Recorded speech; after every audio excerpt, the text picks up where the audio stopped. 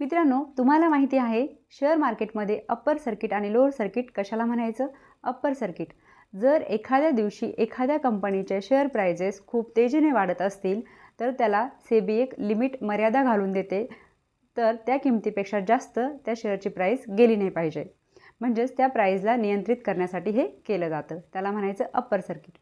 त्याच पद्धतीने जर एखाद्या दिवशी एखाद्या कंपनीच्या प्राइजेस खूप जास्त खाली येत असतील तर त्यालासुद्धा सेबी एक मर्यादा घालून देते की त्या किमतीपेक्षा खाली त्याची किंमत येणार नाही. त्याला खूप जास्त किंमत घसरू नये म्हणून त्याला नियंत्रित केलं जातं. त्याला म्हणायचं lower circuit. In short, upper circuit म्हणजे काय तर मर्यादित वाढ आणि लोअर सर्किट म्हणजे काय तर मर्यादित घट. मित्रांनो, तुम्ही कधी पाहिलं आहे का एखाद्या शेअरला अप्पर सर्किट किंवा लोअर सर्किटमध्ये अडकलेलं? मला कमेंट करून नक्की कळवा आणि व्हिडिओला लाईक आणि शेअर करायला विसरू नका.